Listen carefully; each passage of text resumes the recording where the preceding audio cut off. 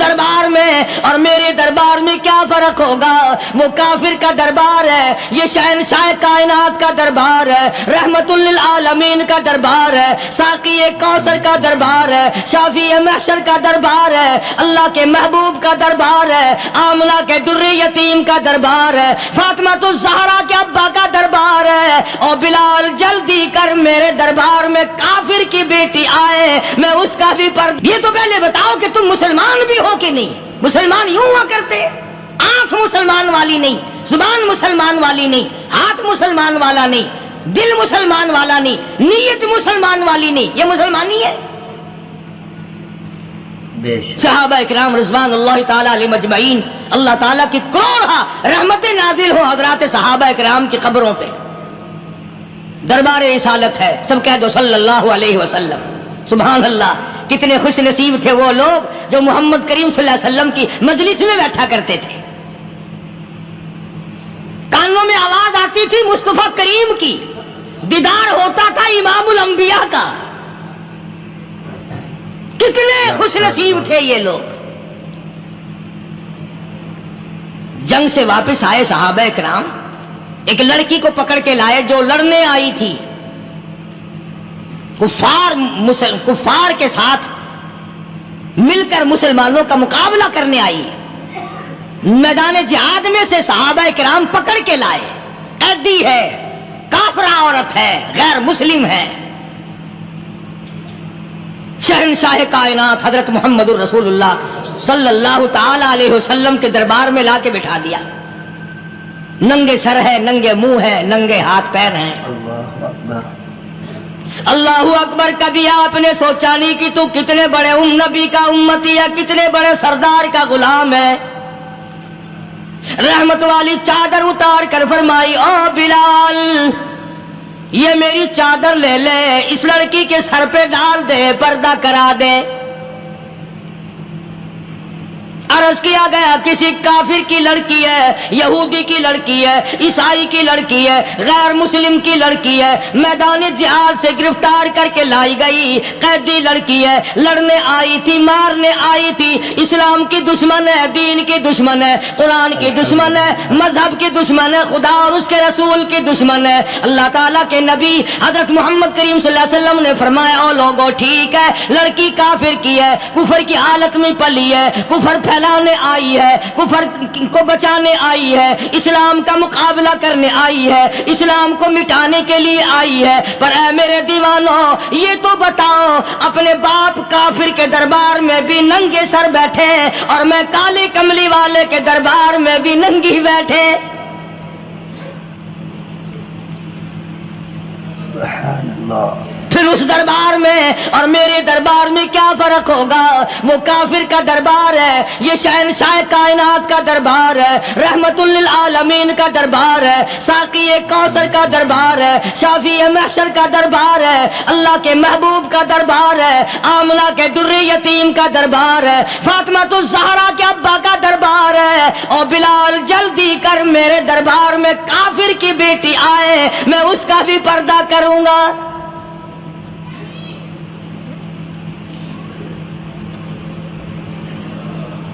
حضرت بلال رضی اللہ تعالی عنہ نے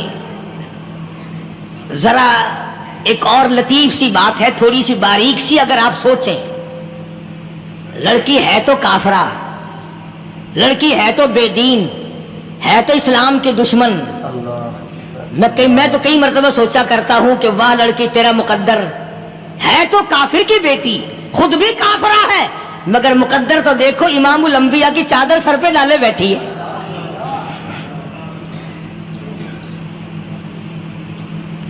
سوچیں یہ چیزیں، ہمارے دماغ یہاں تک کہاں رسائی کرے؟ میرا تو دل چاہتا اگر میں ہوتا اس کافر بیٹی کے ہی پاؤں دھو کر پی لیتا۔ تو ایڈی مقدروں والی، تو اینی خوش نصیب، ابھی ابھی قیدی بن کر آئی، ابھی ابھی ہاتھوں میں ہتکڑی تھی اور ابھی ابھی سر پہ رحمت دو عالم کی رحمت والی چادر ہے۔ اور پھر آپ نے پوچھا اب تو کیا چاہتی ہے؟ کیا چاہتی ہے؟ اللہ اکبر۔ کہنے لگی میرے گھر پہنچا دو. لا الہ الا میں اپنے گھر جانا چاہتی ہوں. 2 نوجوان صحابہ کو بلایا, فرمایا کہ انسانی رشتے کا تقاضا ہے. لڑکی نے ہم سے پناہ مانگی اور اپنے گھر جانا چاہتی ہے, ہم نے اس کو معاف کر دیا, جاؤ گھر چھوڑاؤ. اب گھر پہنچانے کا مطلب یہ تو تھا نہیں کہ حسین گائی پہنچا دو, دولت گیٹ پہنچا دو, خدا جانے کتنی دور گھر ہوگا. لڑنے جو آئی تھی. یوں لکھا ہے علماء اکرام نے, ذرا توجہ کریں. اور سچی بات تو یہ ہے, اپنے دامن میں بھی ہاتھ مار کے دیکھو کہ ہم کیسے ہیں. محمد الرسول اللہ صلی اللہ علیہ وسلم کے 2 جوان دیوانے ساتھ ساتھ اس کے چلتے ہیں, ایک ادھر چل رہا ہے ایک ادھر چل رہا ہے. جنگل کا راستہ ہے, رات بھی راستے میں آئی ہے. نوجوان لڑکی کا بیان ہے, اپنے بھائی کو جا کے کہتی ہے یہ 2 نوجوان میری ساتھ راستہ چلتے آئے, میری ساتھ سفر طے کرتے آئے, پر اے میرے بھائی جان, رب کائنات کی قسم مجھے تو یوں معلوم ہوتا تھا دونوں اندھے چل رہے. مجال ہے میری طرف نظر اٹھائی ہو. یہاں تو رکشے والے کا داؤ لگ جائے وہ بعد نہیں آتا, ٹانگے والے کا داؤ لگ جائے وہ بعد نہیں آتا, اور پیر صاحب تو اپنے یہاں سے خشک جانے کیسے دیں گے؟ کیوں جانے دیں؟ کیا مطلب؟ یہ شرافت ہے, یہ دین ہے, یہ اسلام ہے. مسلمان کی بیٹی کی عزت پہ ڈاکے ڈالنا, خدا کی قسم اگر اسلام کی حکومت ہو اور جس نبی کا تو نام لے کر جنت میں جانا چاہتا ہے, اگر نبی کا قانون زندہ ہو, قرآن کا قانون عدالت میں ہو, آنکھیں نکال دی جائیں. بے غیرت قوم, بے حیا اور بے شرم قوم. شرم نہیں آتی کہ زندگی کس طرح بسر ہوتی ہے. یہ کافروں کی بیٹیاں ہیں, یہ کسی یہودی کی بیٹیاں ہیں. چکلے چل رہے ہیں, بدماشی کے اڈے چل رہے ہیں, سب کو پتا ہے, افسروں کو پتا ہے, چھوٹے بڑوں لیڈروں کو پتا ہے. کون روکے, کس لیے روکے؟ سبحان اللہ. پھر یاد رکھو بات محمد کریم صلی اللہ علیہ وسلم کی, فرمایا جس ملک میں جس شہر میں زنا ہوگا, اللہ کے نبی نے فرمایا وہ جس دن برباد ہوگا آواز بھی نہیں آئے گی.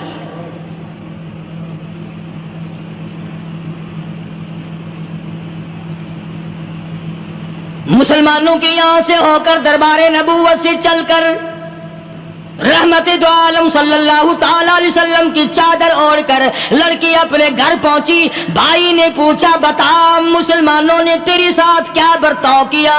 مسلمان تجھے پکڑ کے لے گئے تھے, اتنی خوبصورت ہے تو, ایسی حسینہ ہے, شباب تیرا, حسن تیرا, جمال تیرا, شکل و صورت نرالی, نقش نرالے, آنکھیں تیری نرالی, چہرہ تیرا نرالا, لب تیرے نرالے, قد و قامت تیری نرالی, حسن تیرا شان والا, جوانی شباب ہے, بتا مسلمانوں نے تیری ساتھ کیا گزری؟ رونے لگی اور کہنے لگی تو میرا ماجایا بھائی ہے, پر میں کیا بتاؤں, زمین و آسمان کے مالک کی قسم, سمندروں کے پیدا کرنے والے کی قسم, درختوں کی پتی پیدا کرنے والے کی قسم, ان پہاڑوں اور زمین کے ذرات کو پیدا کرنے والے کی قسم, جو میری عزت کی حفاظت محمد کے غلاموں نے کی ہے, وہ تو ماجایا بھائی بھی نہیں کر سکتا.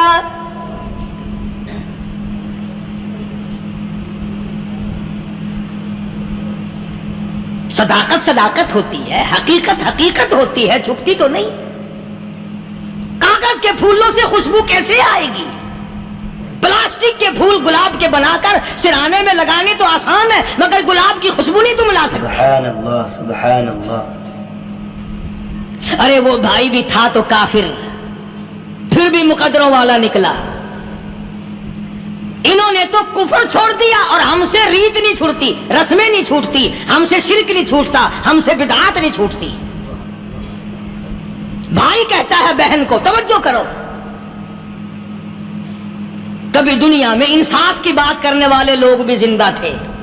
کفر اسلام ایک اور چیز ہے, انصاف کی بات تو کہا کرتے تھے. بھائی کہنے لگا بہن سے کہ میری بہن, چادر تیرے سر پہ نبی کی, کالی کملی والے کی چادر تیرے سر پہ ہے، یہ اس کے دیوانے تجھے ساتھ لے کے آئے ہیں اور انہوں نے تیری عزت اور آبرو کی حفاظت کی ہے، تو یہ بتا کلمے سے خالی آئی؟ ایسے دربار سے خالی آ گئی؟ ماشاءاللہ خزانہ لوٹ رہا وہاں تو خالی تو نہیں آ گئی؟ بہن کہنے لگی کہ ہاں خالی آئی ہوں،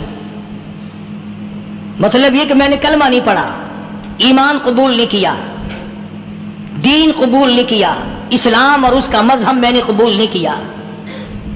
بھائی کہنے لگا تف ہے تجھ پر، تجھے ایسے دربار سے خالی اٹھتے شرم نہ آئی؟ اور دربار رسالت اور خالی آ گئی؟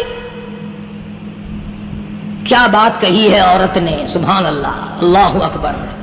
کہنے لگی 2 وجہ سے میں نے کلمہ نہیں پڑھا، دل میرا چاہ رہا تھا، اندر میرا کہتا تھا کہ جب میرے سر پہ یہ چادر آئی میرا تو دل چاہتا تھا کہ لپٹ جاؤں قدموں سے آقا کے۔ بھائی میرا دل چاہتا تھا میں کھڑی ہو جاؤں دربار میں اور یوں کہوں میرا دل ہو تیرا گھر ہو، میرا دل ہو تیرا گھر ہو، تیرا در ہو میرا سر ہو، تمنا مختصر سی ہے مگر تمہید کولانی۔ میں نے کلمہ 2 وجہ سے نہیں پڑھا۔ پہلی وجہ تو یہ کہ جب تو سنتا، تجھ تک یہ بات پہنچتی کہ میری بہن نے کلمہ پڑھ لیا، تو شاید تیرے دماغ میں یہ بات نہ آ جائے کہ میری بہن سے مسلمانوں نے زبردستی کلمہ پڑھوایا ہوگا، اس لیے میں نے نہیں پڑھا۔ تیرے دماغ میں یہ بات نہ آئے کہ مسلمانوں نے مجبور کر کے، قیدی بنا کر کے جو لے گئے تھے، مجبور کر کے کلمہ پڑھایا اور میری بہن نے ڈر کے مارے کلمہ پڑھا۔ کلمہ پڑھنے کا پختہ پروگرام ہے، مزہ تو اب آئے گا نا، یہاں سے آزاد ہو کر جاؤں گی۔ اور دوسری بات اس نے اور پتے کی کہی، کہنے لگی بھائی میں نے کلمہ اس لیے بھی نہیں پڑھا کہ بہن جنت میں جائے بھائی دوزخ میں جائے، اصل میں تجھے لینے آئی ہوں، دونوں چل کر اس دربار کی غلامی کریں گے۔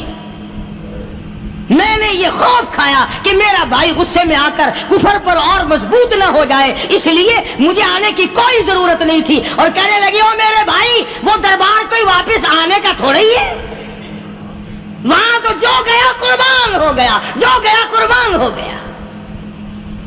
چلو چلتے ہیں دونوں بہن بھائی آ کر حضور اکرم صلی اللہ علیہ وسلم کے ہاتھ پہ کلمہ پڑھ کر مسلمان بن جاتے ہیں۔ وہ نبی کی ایک بات دیکھ کر کلمہ پڑھ کر مسلمان بن گئے۔ ہمارے سامنے لاکھوں حدیثیں، ہزاروں قرآن کی آیتیں ہیں، پر ہم آج تک مسلمان نہ بنے۔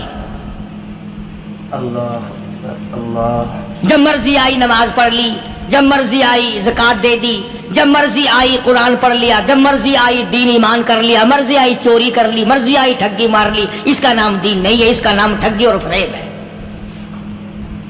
اس لیے قرآن کریم نے للکار کی کہا تأمرون الناس بالبر وتنسون انفسکم وانتم تتلون الکتاب۔ دوسروں کو اسلام کا نام لیتے ہو، دوسروں کے سامنے مسلمان بنتے ہو، حالانکہ تم کتاب پڑھتے ہو اللہ کی۔ افلا تعقلون، سوچتے کیوں نہیں ہو کہ تم کدھر چلے ہو؟ کیا پروگرام بنائے بیٹھے ہو؟ زندگی کا لاہ عمل یہ تو نہیں ہونا چاہیے جو تم نے بنایا ہوا ہے۔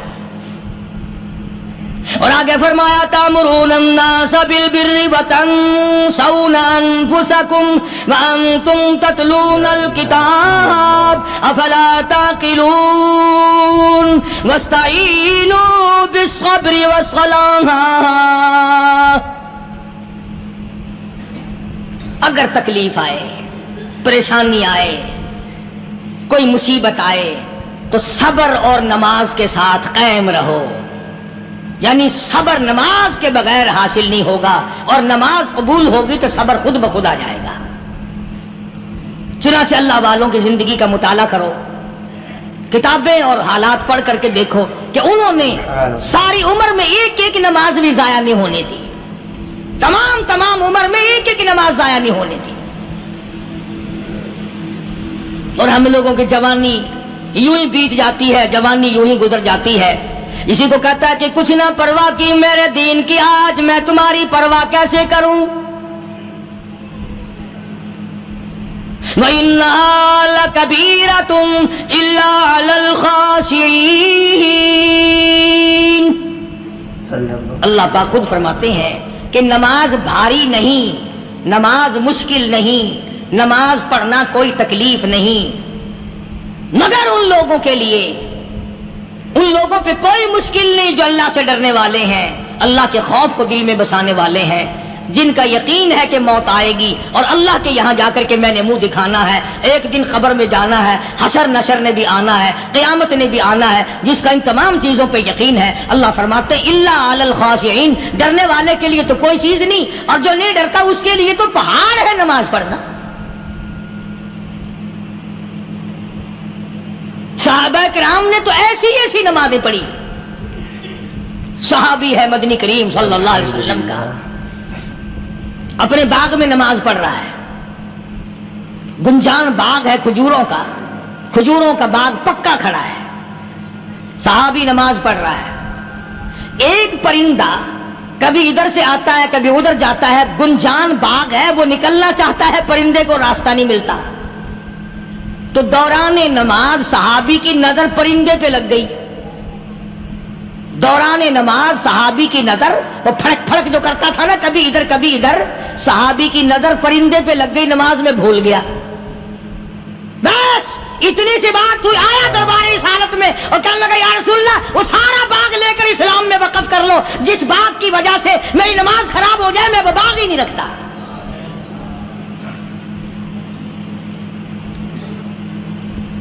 ہمارے یہاں بھی کوئی عظمت ہے نماز کی؟ کون پرواہ کرے؟ ان لوگوں کے یہاں تمام کا تمام نظام دین کا اپنا بنایا ہوا نہیں، جو دربار رسالت صلی اللہ علیہ وسلم سے نظام ملا نماز کا، انہوں نے صحیح معنوں میں وہ قائم کیا۔ کیسی مشکل میں ہوئے، کہیں بھی ہوئے، جس حالت میں بھی ہوئے، نماز پڑھنی ہے، ادا کرنی ہے۔ چنانچہ ان کی نمازوں میں اتنی برکت تھی، سیدنا امیر معاویہ رضی اللہ تعالی عنہ کی حکومت ہے، صحابہ کرام ابھی زندہ ہیں، افریقہ کے گھنونے جنگل میں بہت بڑے صحرا میں چھاونی بنانے کا پروگرام بنایا، بڑے جنگل ہیں، بڑے درخت ہیں، بڑی بھیڑ بھاڑ ہے، بڑے جانور ہیں، شیر ہیں، چیتے ہیں، گھگیاڑ ہیں، بڑے بڑے موذی جانور ہیں۔ تو اس علاقے کے لوگوں نے بتایا کہ تم مار کھاؤ گے، یہاں تو بڑے بڑے جانور تمہیں کھا جائیں گے، تم یہ کیا سوچ کر آئے ہو؟ تمہیں یہ نہیں چھوڑیں گے، جانور کھا جائیں گے، تمہیں یہاں چھوڑی بناؤ گے؟ صحابہ کہنے لگے نہیں ہمارے پاس ہتھیار ہے۔ کمانڈر کہنے لگا، ایک صحابی تھا حضور اکرم صلی اللہ علیہ وسلم کے زمانے کا دیدار کرنے والا، بڑا دیوانہ پروانہ، کمانڈر نے اسے حکم دیا تو 2 وضو کر، 2 رکعت نماز ادا کر، اور 2 رکعت نماز ادا کرنے کے بعد درخت پہ چڑھ جا، اور درخت پہ چڑھ کر یہ آواز لگا، او جنگل کے ہاتھیوں، او جنگل کے بھگیاڑوں، او جنگل کے شیروں، او جنگل کے موذی جانوروں، او ناگ وٹھوؤں، او سانپ بیچھوؤں، او فلاں جانوروں، او فلاں جانوروں، ہم غلام ہیں محمد عربی صلی اللہ تعالی علیہ وسلم کے، اور میں تمہیں حکم دیتا ہوں 24 گھنٹے کی اجازت ہے، 24 گھنٹے کے اندر اندر تمام جنگل خالی مانگتا ہوں۔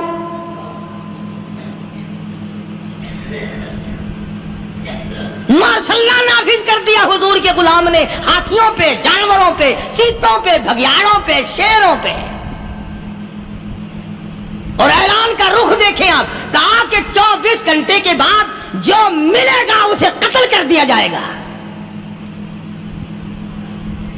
اب اگر ہم میں سے وہاں کوئی ہوتا، کہتے ہو بڑے پاگل ہیں بھائی، کس سے باتیں کر رہے ہیں؟ ہاتھیوں سے باتیں ہو رہی ہیں، چیتے اور شیروں سے باتیں ہو رہی ہیں، بھگیاڑوں سے گپیں ہو رہی ہیں، لے جاؤ پاگل خانے میں۔ مگر یہ بات نہیں، صحابہ جانتے تھے شیر بھی اس کی مخلوق ہے، چیتا بھی اس کی مخلوق ہے، بگیاڑ بھی اس کی مخلوق ہے، ہاتھی بھی اس کی مخلوق ہے، اور ہم اس کے دیوانے ہیں، ہم اس کے بندے ہیں۔ جب اس کا ہی حکم نافذ کرنے کے لیے ہم نکلے ہیں، اب ہمارے سامنے کوئی چیز ٹھہر نہیں سکتی۔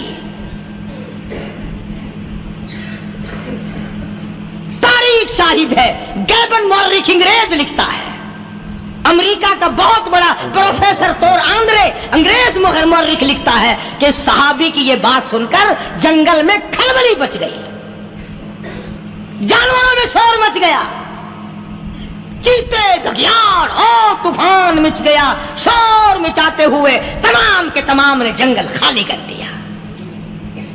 مسلمان، جب تیرے اندر ایمان تھا، جب تیرا قرآن پہ ایمان تھا، جب تیرا نبی پاک صلی اللہ علیہ وسلم پہ ایمان تھا، جب تیرا حضور کی رسالت پہ ایمان تھا، جب اللہ کی توحید پہ تیرا ایمان تھا، اور تیرا مقابلہ شیر نہیں کر سکتا تھا، تیرا مقابلہ چیتا نہیں کر سکتا تھا۔ آج ایمان پلے ہے نہیں، آج تو ڈر کے مارے مر رہا ہے اور مرے گا۔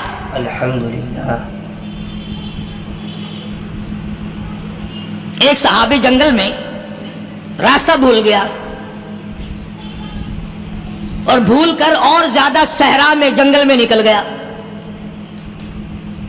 دیکھتا کیا صحابی سامنے سے شیر آیا، صحابی نے تو شیر کو دیکھ لیا اور شیر نے صحابی کو دیکھ لیا۔ اب شیر حملہ کرنے کا ارادہ کر رہا، سامنے ہے۔ اللہ اکبر، اللہ اکبر۔ صحابی نے للکار کر آواز دی، او جنگل کے شیر، او جنگل کے شیر، کیا تو ان آنکھوں کو چیرنے کا ارادہ کرتا ہے جو آنکھیں محمد کریم صلی اللہ علیہ وسلم کے چہرے انور کا دیدار کر چکی ہے؟ ان آنکھوں کو پھاڑے گا، اس چہرے کو پھاڑے گا جس نے حضور صلی اللہ علیہ وسلم کا ایک دفعہ نہیں بار بار دیدار کیا ہے۔ تاریخ شاہد ہے، شیر جھکا، صحابی کے قریب آیا اور یوں لکھا کہ آگے بڑھ کر صحابی کے پاؤں چاٹنے لگا، پیر چاٹنے لگا اور زبان حال سے یوں کہنے لگا، اگر تو ان کا غلام ہے تو میں ان کے غلاموں کا غلام۔ یہ جو تمہیں کہتے پھرتے ہیں نا، غلام ہے رسول کے غلام ہے، غلام ہے رسول کے غلام ہے، شکل پہ دیکھنا 12 بجے ہوئے ملیں گے۔ بالکل جھوٹ، شکل نہیں غلاموں والی، اخلاق نہیں غلاموں والا، اعمال نہیں غلاموں والے، عقائد نہیں غلاموں والے، سیرت نہیں غلاموں والی، لباس نہیں غلاموں، اور غلام کائے کا؟ بازاروں میں پھرتے ہیں نا، جلوس نکالتے ہیں، غلام ہے رسول کے غلام ہے۔ اس گلی سے نکلے، آؤ یار بڑی اچھی فلم لگی وہاں چلتے ہیں، اب غلام فلم میں جا رہے ہیں، اب غلام بدماشی کرنے چلے ہیں۔ تو صحابی نے جب آواز دی، شیر نے جھک کر صحابی کے پاؤں چاٹے، اور یوں لکھا مورخین نے کہ بظاہر یوں کہنے لگا کہ تو راستہ بھول گیا، دم ہلاتا ہوا چلا، صحابی کو راستے میں چھوڑ کے گیا۔ اور مورخین نے یہاں تک لکھا ہے کہ جب صحابی سے شیر واپس ہونے لگا تو بھڑبڑا رہا تھا، گویا صحابی کو اپنی طرف متوجہ کرتا تھا، اور اس کے بعد خوشامدانہ عاجزانہ پہلو سے یہ کہتا تھا کہ او جانے والے، جس کا تو دیدار کرے گا اس کو میرا بھی سلام کہنا، ان کی خدمت میں میرا بھی سلام عرض کرنا۔ کوئی ایک واقعہ نہیں ہے۔ مدینہ منورہ سے شام کے راستے میں شیر آ کر کے بیٹھ گیا، لوگوں کا راستہ بند ہو گیا، کوئی آدھی مدینے پاک میں واپس، اللہ ہر مسلمان کو مدینے پاک کی زیارت نصیب فرمائے۔ ہاں مدینہ بڑی شے ہے، ہاں مدینہ نہ دیکھا تو کچھ بھی نہ دیکھا، ہاں الہی دکھلا دے مدینہ کیسی بستی ہے جہاں پر رات دن مولا تیری رحمت برستی ہے۔ وہ شہر نرالا، وہ گلیاں نرالی، وہ شاہراہیں نرالی، وہ گنبد خضرا نرالا، خدا کی قسم وہاں جو آسمان سے نور برستا ہے وہ بھی نرالا ہی ہے۔ کسی نے آ کر مدینے میں کہا کہ راستے میں شیر بیٹھا ہے، لوگوں کا راستہ روک رکھا ہے۔ عبداللہ بن عمر رضی اللہ تعالیٰ عنہ، صوفی صحابی، کوئی ایڈا بہادرانہ کام کرنے والا بھی نہیں، لاٹھی نہیں مانگتا، تلوار نہیں اٹھاتا، نیزہ نہیں اٹھاتا، تیر نہیں لیتا، گولی کا سامان نہیں، تیر و تلوار کا سامان نہیں، کوئی چیز نہیں، بے دھڑک بے جھجک جا کر شیر کا کان پکڑ کے مروڑ کے صحابی کہتا ہے، تجھے کس نے اجازت دی حضور کے غلاموں کا راستہ روکنے کی؟ تجھے شرم نہیں آتی؟ تو سرکار مدینہ کے غلاموں کا راستہ روکے بیٹھا ہے۔ تاریخ شاہد ہے، دم ہلاتا ہوا جنگل کو بھاگ گیا۔ اور آج اولاد ہمارے کہنے کی نہیں، شیروں کو تو کیا منائیں گے، اولاد نہیں مانتی، بیوی نہیں مانتی، کچھ اپنا بھی قصور مانو نا، کچھ گڑبڑ ہے نا اندر۔ اختر شیرانی نے بڑی عجیب بات کہی، اسی کو کہتا ہے کہ یہ عذر امتحان ہے، جذبہ دل کیسا نکل آیا، یہ عذر امتحان ہے، جذبہ دل کیسا نکل آیا، میں الزام ملک کو دیتا تھا، قصور اپنا نکل آیا۔ گریبان میں جا کر دیکھو، ٹٹول کر کے دیکھو، اپنی نیتوں کو ہاتھ مار کے دیکھو، اپنے عقیدے کو ٹٹول کے دیکھو، اپنے ایمان کو تلاش کر کے دیکھو، اپنی نظروں سے پوچھو، اپنی زبان سے پوچھو، اپنے پیٹ سے پوچھو، تیرے اندر کیسی روزی جا رہی ہے؟ کیوں کر ہم کامیابی سے ہمکنار ہوں؟ یہ خلقت پھر ہمارے لیے غیر کیوں نہ بنے؟ یہ سارا جہان ہمارا دشمن کیوں نہ بنے؟ صحابہ تو ایسے بے دھڑک تھے، کسی شہنشاہ کی پرواہ نہیں کیا کرتے تھے، کسی شہنشاہ کی پرواہ اللہ والے نہیں کرتے تھے۔ تم تو بڑے پیروں کو ماننے والوں، پر جو میں بات بتاؤں گا پیر کی وہ نہیں مانو گے۔ مجدد الفسانی سرہندی سب کہہ دو رحمت اللہ علیہ، نقشبندی خاندان کے سربراہ ہیں، بہت بڑے بزرگ ہیں، پکڑ کر کے لے گئے حکومت والے، بادشاہ کو سجدہ کرانا ہے، بادشاہ کو سجدہ کرانا ہے۔ وہ کاہے کا سجدہ کرتے تھے؟ وہ کسی سے ڈرتے ہی نہیں تھے، اللہ والا کسی سے ڈرا ہی نہیں کرتا۔ تو یوں سنا کہ انتظام کیا گیا کہ دربار کے قریب جا کر ایک دیوار بناؤ، اس میں ایک چھوٹی سا روشن دان دریچہ موری لگاؤ، جس میں سے جھک کر بندہ اندر داخل ہو، تاکہ ایک دفعہ جھک جائے صحیح، یہ پیر، یہ درویش، یہ قلندر، یہ ولی، یہ مولوی جو اکڑا ہوا نہیں، اسے جھکا لو جس طرح سے بھی ہو سکے۔ اب تمہاری نظروں میں تو ہماری کوئی قیمت نہیں، تم جو یہاں جمعہ پڑھنے آتے ہو تمہارے خیال میں ہماری کوئی قیمت نہیں، وضو کیا، سنتیں پڑھی، جمعہ پڑھایا، بس ہمیں نہ کوئی جانتا ہے نہ کوئی پہچانتا ہے۔ تم کیا جانو کہ صوبائی ہوم ڈپارٹمنٹ میں ہمارے تذکرے، مرکز گورنمنٹ میں ہمارے تذکرے، کون سیدھا چل رہا ہے، کون الٹا چل رہا ہے، کون ہمارے لیے خطرناک ہے، اور تمہیں کیا پتا ہمیں تو لوگ ڈبل سٹار لکھتے ہیں۔ مجدد الفسانی سرہندی رحمت اللہ علیہ کے لیے کھڑکی بنائی گئی، جھک کر داخل ہوگا، اسی بہانے سے جھک جائے گا۔ مگر اللہ والوں کو عقل اللہ ہی عطا کرتا ہے۔ جب وہاں گئے نا، انہوں نے کہا جی اس میں سے داخل ہو کے اندر چلنا ہے۔ مجدد صاحب نے پہلے دونوں پیر داخل کیے، بجائے یوں جھک کر داخل ہونے کے یوں لمبے ہو کے داخل ہوئے، پیر اندر پہلے داخل کر لیے، یعنی اور بے ادبی کی کہ پیر پہلے لگے، میرے پاؤں ہے تیرا سر ہے، لاؤ ملاقات کر۔ اللہ والا جھکا ہی نہیں، پر اس اللہ والے کو یہ پتا نہیں تھا کہ میں تو زندہ کے سامنے نہیں جھکتا، یہ مرووں کے سامنے جھکتے پھریں گے لوگ۔ انہیں یہ پتا نہیں تھا کہ یہ قبروں کی مٹی چاٹتے پھریں گے، یہ رات دن شرک کی لعنت میں گرفتار ہو کر کے مریں گے۔ لگے ہوئے ہیں میلے، بھر بھر کے خلقت جا رہی ہے، پھوڑے پھنسی کا علاج ہوگا، بیماریوں کا علاج ہوگا، پانی چشمے کا پی آؤ، پانی چشمے کا پی آؤ۔ مخدوم رشید کے علاقے کے سارے سال اس کھڈے میں لوگ بھاگتے ہیں، اور انشاءاللہ یہ اس مہینے میں جا کر وہ گو کا ملا ہوا تبرک پی کے آتے ہیں، بڑا بہترین تبرک ہے وہ۔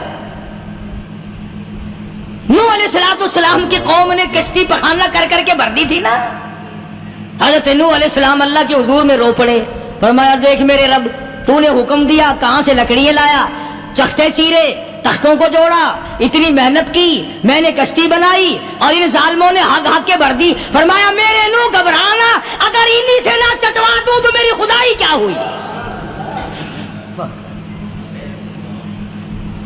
گھبرانا، 950 سال مار کھانے والے پیغمبر، میں تیرا ساتھی ہوں، تو کیوں گھبرایا؟ کانوں تک لبا لب پخانا کر کر کر کے بھر دی، قوم میں بیماری پھیل گئی۔ جو عورت چلے کہاں چلی کہ نوح علیہ السلام نے کشتی میں پخانا کرنے چلی ہوں، جو بڈھا پرانا پیپا جائے، بڑے میاں کہاں جا رہے ہو؟ کشتی میں پخانا کرنے چلا ہوں۔ اللہ میاں نے خارش کی بیماری بھیج دی، ہو چھوٹے بڑے امیر غریب جوان بوڑھے مرد اور پھرے آگا پیچھا کھجاتے ہوئے کسر کسر کسر کسر تنگ ہو گئے سارے. وہ ایک بڈھا بڑا خارش کا مارا ہوا تنگ بیمار بھی بعد نہ آیا. وہ کشتی کے کنارے پہ بیٹھ کے پخانہ کرنے لگا نا, پیر پھسل گیا دھڑم اندر تبرک کے. اب وہ ساری جان لتھڑ گئی, سارا سن گیا. باہر آ کے پانی پونی سے صاف کیا, وہ جہاں جہاں گندگی لگی تھی نا وہ خارش ہی ختم ہو گئی. چڑھ گیا درخت پہ کہنے لگا آؤ خارش کی دوا مل گئی, بیماری کا علاج مل گیا, آؤ مفت. آ گئی دنیا بیماری میں, اور کیا چاہیے, بھاگی بھاگی خلق. انہوں نے کہا ہے, انہوں نے کہا بظاہر دیکھنے میں یہ گند ہے, یہ کھاج کی دوا ہے, من لو اٹھا کے.